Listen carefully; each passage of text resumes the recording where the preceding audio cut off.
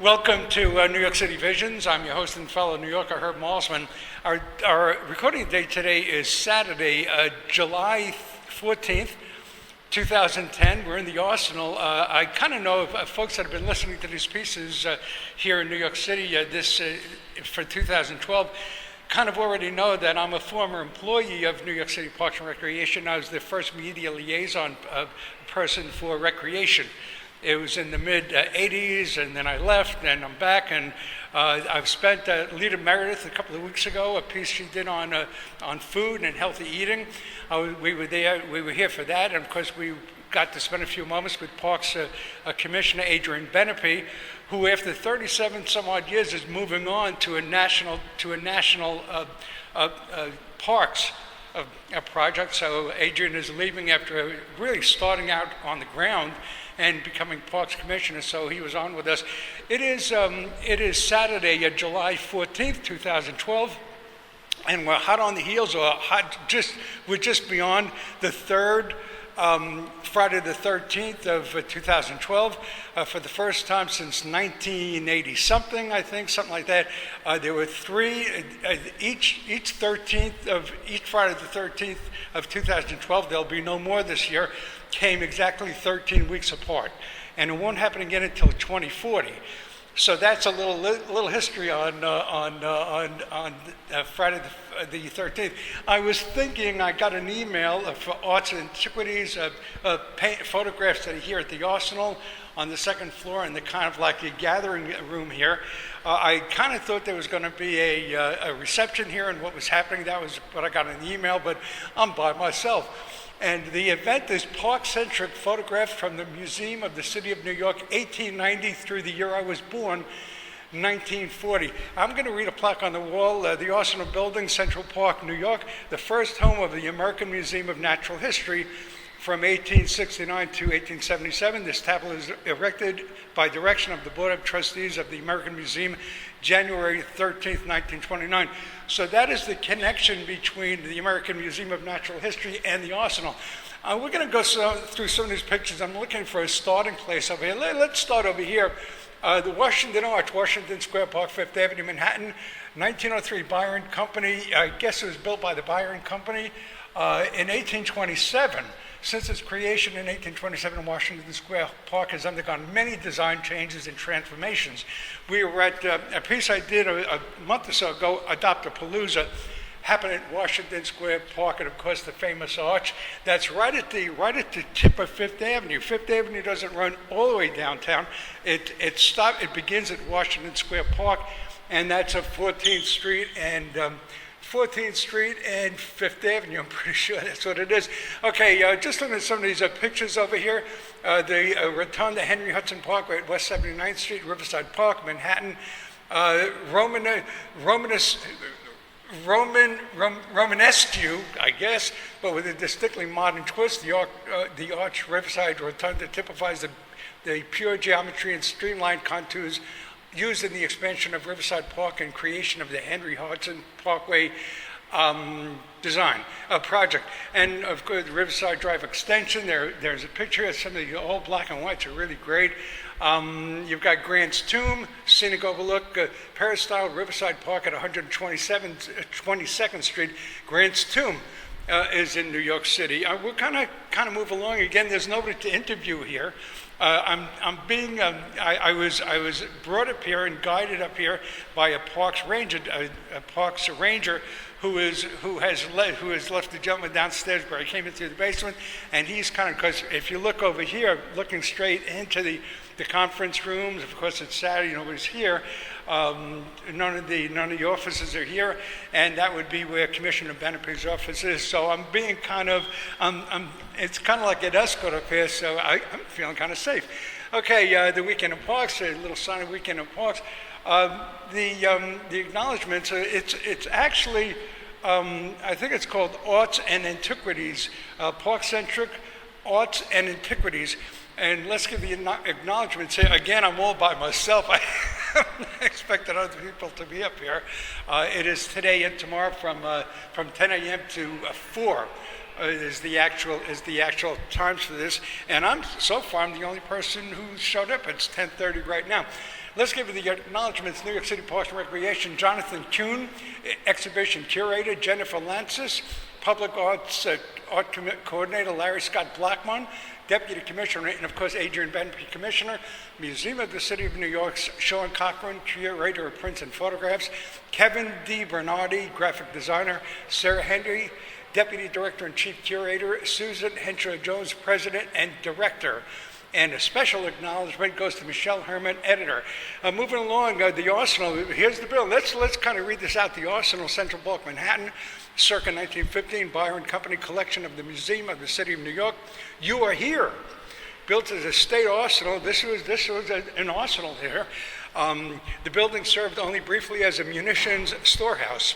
With Central Park opening soon after, the building was enlisted for multiple uses, including home to the Board of Commissioners of Central Park, the Manhattan Parks Department Central Office, a Natural History Museum, an art gallery, and weather station. Since 1934, it has been a unified headquarters of the New York City Parks Department. At the time of this photo, the building, draped in beautiful but destructive ivory, was in a dilapidated condition and housed a restaurant. The Parks Department had been decamped temporarily in 1913, my mother's birth year, to the new municipal building downtown. The double entranceway seen here, and of course the ivy just covers everything, and people walking along in the early 1900s, 1915, and it's just it's an amazing photograph. Okay, where was I? Double entranceway.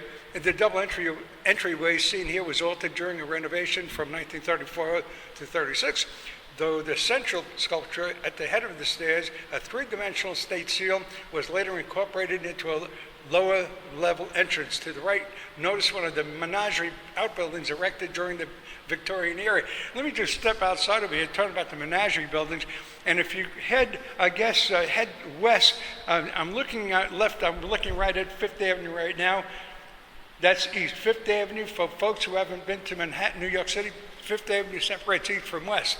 So when I look out the west side window over here, I go into the stairwell right here. There's an old merry-go-round horse out here, because there's a great merry-go-round here, and I'm looking right at the seals. We're looking around into the zoo area right here, and I kind of remember as a kid the animals here, the big cats, and they were in little cages and little concrete things. Couldn't have been very homey for the animals, and I know things have improved greatly for animals since those days. Okay, moving along again, I think I mentioned originally a few months ago when I started doing the piece, just now I realized I wasn't recording, and I don't know if I mentioned it on this one or the last one, but I worked with Parks and Recreation in the 80s. I was its first media liaison, so I spent a lot of time in this building. Okay, Luna Park, Coney Island. I'm wearing my Coney Island Forever shirt today, T-shirt. Luna Park at Night, Coney Island, Brooklyn, 1906. Samuel L. Gott Show, a collection of the Museum of the City of New York. Before there was Las Vegas, Coney Island provided the masses with pleasure palaces and artifice to stir the imagination and fleece the wallets. Wow, what's that all about, fleece the wallets? I don't think they're fleecing the wallets quite as effectively as Las Vegas does. I kind of don't get that very much. I have a little problem connecting the two with fleecing the wallets. This seaside people's playground included several amusement parks at the turn of the 20th century that rivaled the best of the world has ever known. The opulent centerpiece of Luna Park, designed by Charles I.D. Loof, was renowned for its fanciful hybrid architecture, illuminated at night by thousands of electrical lamps. It stood from 1903 to 1944. In 1938, the New York City Parks Department assumed jurisdiction over Coney Island, its beachfront, boardwalk, and concessions. And while we're talking about boardwalk, let me air out a little problem I have. Again, I'm wearing the Coney Island shirt. I was hoping to see somebody here today from Arts and Antiquities to ask if it's a good idea to make the boardwalk, parts of the boardwalk at Coney Island, turn them into concrete or plastic rather than it's not a conch walk and it's not a plastic walk. It's a boardwalk. And aren't they kind of taking away from the magic of the boardwalk by deciding to go with plastic and concrete in certain sections? Folks an outcry about it. They're trying to get this thing approved before it goes forward. The Parks Department is just kind of going forward with it, and they're trying to get it scrutinized before it happens. Okay, moving along. Night scene at Central Park. I'm just I did want to cover Coney Island, which I did. Let's kind of move along. As we walk along, we're passing a men's room, and it says the Septagon, Septagon. It's the men's room, but it's the Septagon, so it can't be serving a dual purpose, or perhaps it was whatever the Septagon was at one time. It's now a men's room. We're looking at Cleopatra's Needle and an unidentified man with horses at Eagle Vale Arch near West 77th Street. I'm really not used to talking all this by myself. I hope you folks don't get tired and sick of my voice. I'm just not used to doing this all by myself. But okay, it's a good thing to be doing, I guess, to be doing this by myself. Okay, a Fifth Avenue bus along Washington Square Park, and I want to kind of move along a little bit because this gentleman, although it's nice and air conditioned up here, and outside was supposed to be very hot. I don't think it's going to get very hot. There's overcast. I think we're going to get some rain here today. So he's with me, and hey, look, I hope he's enjoying it the way I am. I'm looking at the pictures of workhorses clearing snow from paths, Central Park, Manhattan, circa 1898, and then a maintenance worker, Central Park, Manhattan, and men put on ice skates, Van Cortlandt Park, the Bronx. These guys are all dressed up in the bowler hats and the full suits. I mean, they've got their coats on, the full suits, and they're putting on ice skates. Again, circa 1898, and I guess they got one guy smoking a cigar and putting on skates, and I guess they're going to skate just like that in suits and overcoats. And here are a couple of kids playing in the snow. Recent vision of Jollity, children and dogs sledding Central Park, 1896. Wow, 1896. Look at this. There's a kid, the young boy, has got the dog, and this girl is on a sled and she's being pulled by this looks like one of these little, and I'll think of it in a little while, Jack Russell, like Eddie from Frasier, being pulled, and this kid with a beautiful hat. And there's a skier, Cypress Hill, Central Park, Manhattan. There are skiers getting ready to go. Boy, the snow is just there. And children play at Fountain, Madison Square Park, Manhattan, 1901. They're playing around this water fountain at Madison Square Park. And there are some guys, a bocce ball, First Street Park, Houston Street, and First Aid. Folks, if you come to New York City and you say Houston Street, you're going to let them know right away you're from out of town. It's Houston Street, spelled the same way, but it's Houston Street. So they're playing bocce ball, and it's circa 1940. Wow, the year I was born. This is what some guys were doing in 1940 while Mom was having me. So that's what's going on. Okay, a boys model boat sailing, conservatory water, Central Park in 1920. Yeah, 1920. And the Mothers and Children, Union Square Park, Manhattan. It's circa, doesn't say what it says 1807, but it can't be 1807, and I don't see a date for this photograph. Girls Parade, Arbor Day, Tompkins Square Park, 1904.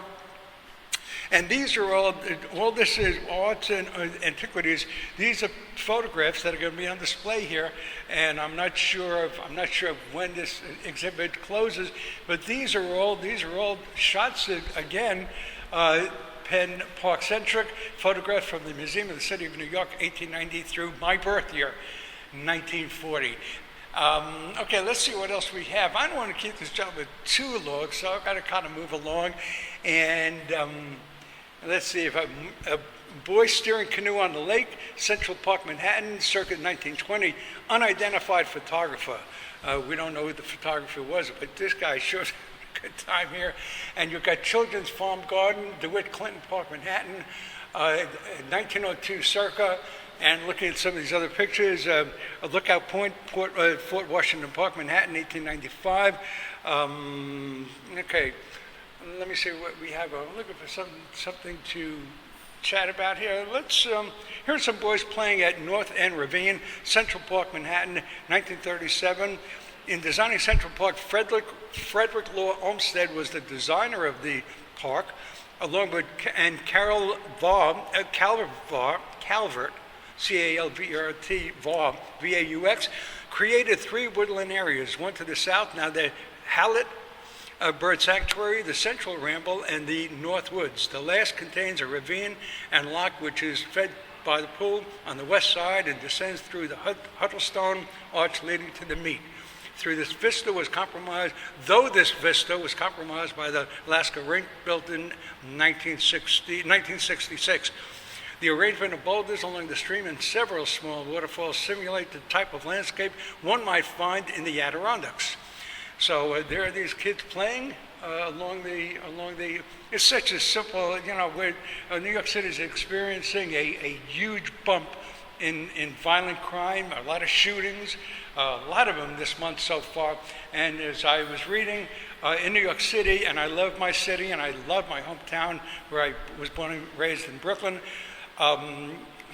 supposedly here in the city anyway, July is the deadliest month of the year for shootings, and Saturdays are the deadliest day of the week, and between 9 and 10 p.m. that's where most of it happens. So right now, this was a far simpler time. There was crime back then, but these folks were out enjoying it, and I'm certain it isn't as deadly then as it seems to be now. Again, I love this city, but what's going on? Here we have a polar bear bathing on a hot day, Central Park Zoo, Manhattan, 1938. A massive polar bear attempts to stay cool in confinement on a hot summer day, maybe even July. Even the most naturalistic zoo setting cannot begin to simulate the expansive range of a polar bear in its natural habitat. And it's the most crowded attraction in the park and frequented by all classes of society. When I was working at Parks Department in the 80s, the polar bear here was Scandy, S-K-A-N-D-Y. And a gentleman, I guess he and his friends were out partying one evening. They got into the park, and they got into the zoo, and this guy got beyond the fence and stuck his hand in the cage, in the polar bear habitat, and Scandy promptly took his arm off. He tore his arm off through the cage. Nothing happened to the bear. I mean, all this bear was doing was kind of protecting his spot. I mean, that was his territory, and that's what happened. Okay, Carnival Games, Coney Island. Well, let's do a little Coney Island. We seem to be in Coney Island right now. Let's do that. Carnival Games, Coney Island, Brooklyn, 1896. Generations of New Yorkers have flocked to Coney Island for its seaside amusements, Boardwalk, and Carnival Games and Concessions. The Parks Department assumed jurisdiction over the beaches in Boardwalk in 1938 and upgraded the public facilities, but also sought to eliminate the more tawdry activities that many found gave the place its special allure. So there were tawdry things happening, but still not as fleecing as Las Vegas as it can't be. We're back at Coney Island right now. Bicyclists at Salvation Army meeting Coney Island, Brooklyn, 1897. Founded in Great Britain in 1865, the Salvation Army, a Christian ministry church, was imported to the United States in 1880. Group outings to the seaside were common both for the healthful effects and as an opportunity to spread its mission. Here a group of congregants, I'm sorry, I'm just not used to doing all this. I'm just somebody reading it out and me asking questions. This is a little unusual. Here a group of congregants on a bicycle outing assemble at Coney Island. In the year of this picture, the War Cry, the official publication of the Salvation Army, commented, there are two Coney Islands. There is the Coney Island of the day, the island of sunset, and the island of moonlight, of the shadows, of the darkness. It was Coney Island's debauchery that the soldiers sought to expel. So the Salvation Army came to Coney Island to try to bring peace and harmony to Coney Island in the evening. So that was their plan. I guess it worked out. I don't know. We're looking at Far Rockaway Beach. We're looking at, okay, let's do a water baseball. Brighton Beach, Brooklyn. Brighton Beach, in my days, it was Jewish and Italian and Irish, and now it has taken on a Russian, there's a great Russian population in Brighton Beach, and so Brighton Beach is changing in that respect, but it sure looks great too. Let's look, this is 1922, the International Newsreel, a collection of the Museum of the City in New York. Girls take to the water at Brighton Beach for a spirited game of water baseball in the stock image of a photo news agency. Water baseball. I wonder if they'll explain what water baseball is. The beach, okay, well, I'm not seeing it. The beach was named in 1878 after England's popular seaside resort. Brighton Beach name, oh, Brighton, okay, there you go. I've been to Brighton in England. I've been to Brighton. Later, the Hotel Brighton, the Ocean Hotel, the Brighton Beach Racetrack, and the Brighton Beach Bath, and the Brighton Beach Baths built on the site of a former amusement park attracted visitors to a middle-class resort destination east of the more boisterous West Brighton and Coney Island amusement areas. Improved subway express access led to a permanent year-round residential development. The city acquired the beach the city acquired the beachfront property in 1946 and assigned it to the Parks Department in 1950. And have I said recently, you're listening to New York City Visions, I'm your host and fellow New Yorker, Herb Malsman. We're spending a little time talking about Brooklyn stuff. And again, folks, if you don't know the history of Brooklyn, Brooklyn at one time was its own city. It is still the fourth largest city in America. It was a city unto itself. It was not part of Manhattan. Brooklyn is the first suburb of America.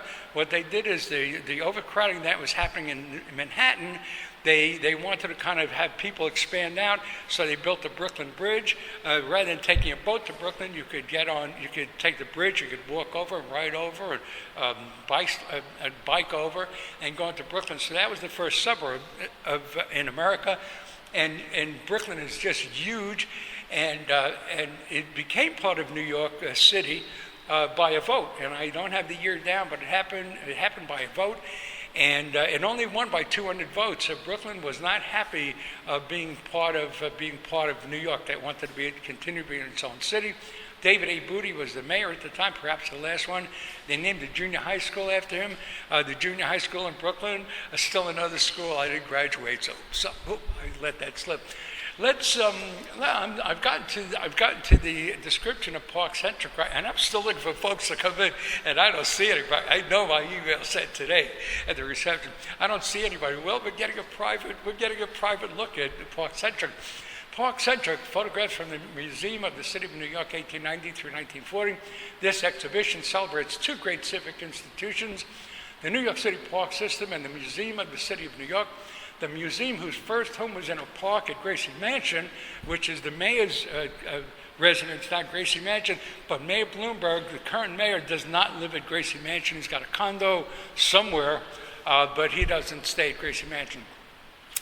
Is dedicated to examining, the museum, I'm going to read that again, the museum, whose first home was in the park at Gracie Mansion, is dedicated to examining the city from all angles. Its photographic collection alone has more than 300,000 images, which provide an extraordinary portal on the past, helping to define New Yorkers' self-image. The pictures in this show focus on a critical period in the park system, from the social reform movement to the WPA, the Work Progress Administration, work something or other. And my dad was with the WPA, so folks that weren't working back then, they were put to work on city projects and that sort of thing. They were the workforce, and that's what my dad did. He worked with WPA. He was a laborer. From the social reform movement to the WPA era on the cusp of World War II. They were selected both for the visual power and for their revealing depictions of the beauty, variety, and vitality of the city's parks. This was a time of startling growth and modernization. The population soared from 2.5 million to 7.5 million people, and the city came into its own, assuming the contours that remain surprisingly recognizable today. The photographers represented here bore witness to this ascendant city and the complex interplay of its rapidly expanding population of parks, today comprising nearly 15% of the metropolis. The burgeoning skyline of modern skyscrapers framed all the parks, including City Hall, Madison Square. And if I'm not mistaken, Madison Square is where the original Madison Square Garden was. I believe that's true. This is the one that's around now. I believe it's the third one. There was one on 50th and 8th Avenue, and now it's at 34th Street and 8th Avenue. Okay, where was I? The burgeoning skyline. Okay, I've gone through that. I'll do that again. The burgeoning skyline of modern skyscrapers framed all the parks, including City Hall, Madison Square, and Central Park, helping define these critical oases in increasingly dense neighborhoods. Social service groups in the city responded to the immense needs created by the waves of new immigrants. The Parks Department created new parks, built its first playground, and launched its recreation division to promote health and citizenship. From the outset, the Museum of the City of New York supported talented photographers in their zeal to document the city's evolution, mounting early solo shows by Berenice Abbott, Samuel Gottscho, and John Albach. Among others, the self-taught Gottscho produced images of striking formal precision, whether his subject was architecture or nature. Abbott, influenced by Eugene Atget and Man Ray in Paris, caught the tension between old and new with honesty and clarity. So this is basically what we're looking at. I'll just finish up by saying the museum's photographic collection includes images of more than 50 parks, 24 of which are seen here. Unlike the often staged compositions of official pictures, these have an informality that captures the textures of New York life. These are just the folks playing in the park. Here's one building a pyramid, a bunch of kids over here. Boy, what is it? PS 105 Manhattan. This is PS 105, all the schools, all the public schools. Some have names now, I guess Kennedy High and Martin Luther King Public School and that sort of thing. But there was one time there was all numbers, and here's a teacher in great shape, and some blurry photos, some of the faces are blurry, and these kids, they're PS 105 Manhattan Vacation Playgrounds, Bronx Park, August 19th, 1902. 1902, look at these kids, and this guy must have about 7 kids on him. He's holding some kids up, his arms outstretched, and he's holding some kids up, and there's some kids, a couple of kids standing on his shoulders and one wrapped around his waist, and these kids are just having a great time. And wow. Vacation playgrounds provided an opportunity for tens of thousands of working-class children from densely packed tenement districts to spend active recreational time in a countrified setting without leaving the city limits. That's what's great about New York City. You have all the concrete in the buildings and the Empire State Building and what's going on, and in the midst of it all, you've got parks. And it may sound a little corny, but as an old Parks and Recreation employee, I really feel that Parks and Recreation is New York City's most valuable asset. It's recreation, it's park, it's getting out in the day and enjoying the day. Okay, you've got some children to play at Wright Mansion, J. Hood Wright Park. Wow, look at this, look at it, and it looks like I'm looking at maybe Manhattan Bridge or I don't know what bridge I'm looking at. Let me see if it says over here. I'm not seeing a bridge, and I'm not sure. Oh, okay, it was demolished.